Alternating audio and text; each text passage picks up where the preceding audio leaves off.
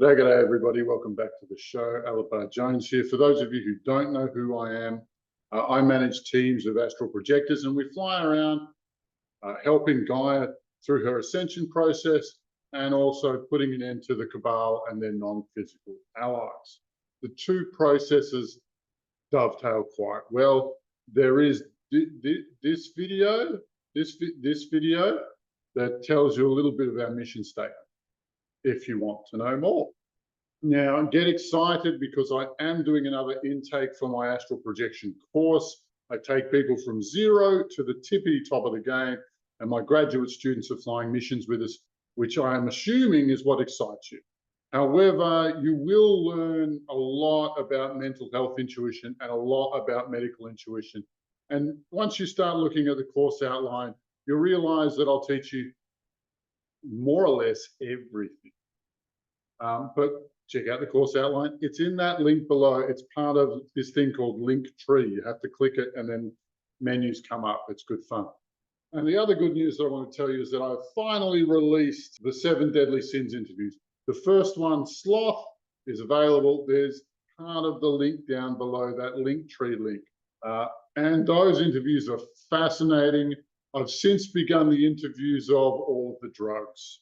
So weed, speed, heroin, ecstasy, mushrooms, ayahuasca, all of the typical substances that people love, alcohol included.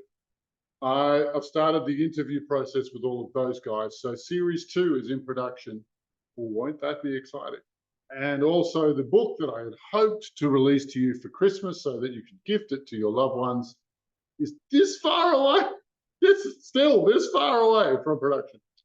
Anyway, what I wanted to tell you about today was 2 missions that we did recently that are similar in character and explain that our group is on the front foot. We're no longer playing defense. We're no longer trying to hold them back.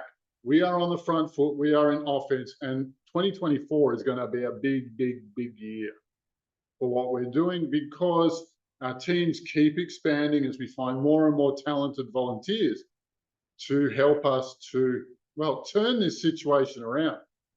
And if you saw my interview with the, what do you call them, the Jedi Pleiadians or the Pleiadians in black, if the Pleiadian Jedi are to be believed, then the work we're doing is crucial in making sure that this ascension process works. I prefer not to let it go to my head and overinflate just how important we are because the focus, as always, is on doing the work and completing the tasks. So this is what we did this week. Now, in the last interview, Gaia talked about how she was concerned they were setting up a bridge for planet Earth. The bad guys were bridging something to planet Earth. Well, we looked at that and we found there were 4 claws trying to clamp in on planet Earth, and 3 of them were active when we arrived. We started dismantling it, and then instead we just chose to go and see where it's coming from. And this was an altered state of physics. In this place, the physics was different. This was where dream meets reality, or if you're into quantum physics, where the waveform starts to drop into the physical. Now, what was happening here is that there was a being who was a stranger to our galaxy, very intelligent in a lot of ways, but not really, had never really had anyone fight back against it. I think it had worked on several different galaxies, and what it was doing was it was trying to manipulate and harness our dream energy so that we would dream its agenda into the physical, so that we would create what it wished for by injecting the ideas into our dreams. Didn't like that very much. In fact, none of us did. And so, you know, we have a talented crew and we gave it a bit of an ass kicking. And, you know, and it's funny, they always have these really terrible parting gifts, you know, parting lines like, "You'll never defeat me." And they go, "Oh, well, we just did, so how's that?" And I'll get my revenge. No, you won't. You're not coming back here. We're not going to let you. And just dozens and dozens of lines which just show the arrogance, the anger, and the level of consciousness that these beings are working with. It's a bit average, really. But we did manage to free humanity's dream space from this particular infection. What was interesting is that the crystalline grid we had installed earlier, because the crystalline grid is specific to the astral planes, this dream plane thing was able to get around it. Now, I was not aware that the astral and the dream space were different places before, but now we are. And if you're into astral projection, that's a fascinating thing to play with. I'm having a lot of fun with that, and I will be working it into the astral projection course that you are hearing about. And the second one was about Skynet. You know, the guys put 10,000 satellites in orbit to create, not Skynet, he called it something else. But, you know, I prefer the Terminator term Skynet, because today was about a couple of those unpublicized parts of the plan, the non-public functions, the dual function part of those satellites. And it started with Gaia asking us to install a large piece of infrastructure. You see, what had happened was Saturn, the planet, being a key relay station for control from the dark side.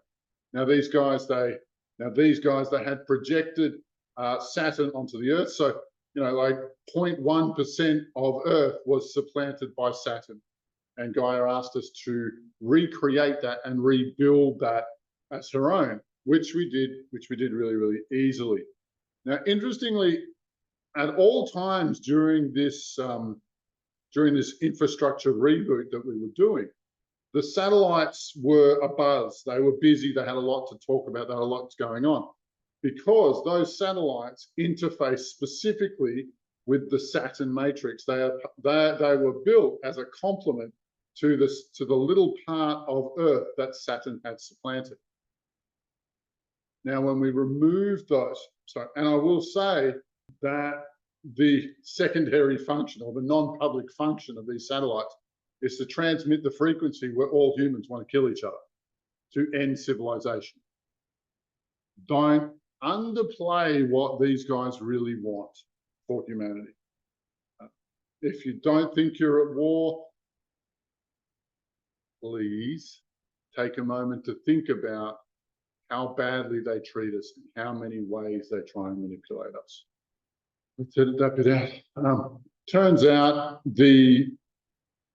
as it turns out, the satellites were also in connection with an AI hub halfway across the galaxy.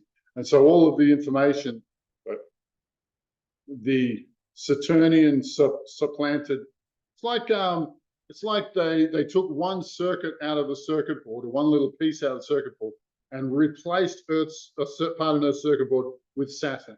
And that Saturnian part was working with the satellites, and the satellites were communicating with an AI hub halfway across the galaxy. Now, of course, when we caught wind of this, the first thing we did was put in our cloaking so the AI couldn't see us, and we dropped about 35,000 what we call light bombs or light nukes all over the facility. And then we stood back and we sort of argued a little bit about who gets to press the red button. No, you press it. No, you press it. You press the red button. Okay. And then with the countdown, it was over fast. It was a very, very short battle, I'll put it that way. But those satellites not having lost direction from Earth and from their parent off in the halfway across the galaxy, what we saw was these satellites just start to drift in their orbit instead of keeping their old pattern. Some part of the programming lost function. So the satellites, if you can say this about satellites, got a little bit disoriented and lost. I don't know if they'll be able to recover them in terms of their orbit, but I don't think they'll be recovering them in terms of their secondary function of transmitting the frequency, every human kill every other human. Yeah, God bless them. Of course, there's always plenty more coming, so like, subscribe, the video, comment. All right, thanks heaps for listening. Have a great day, and may the force be with you. Bye for now.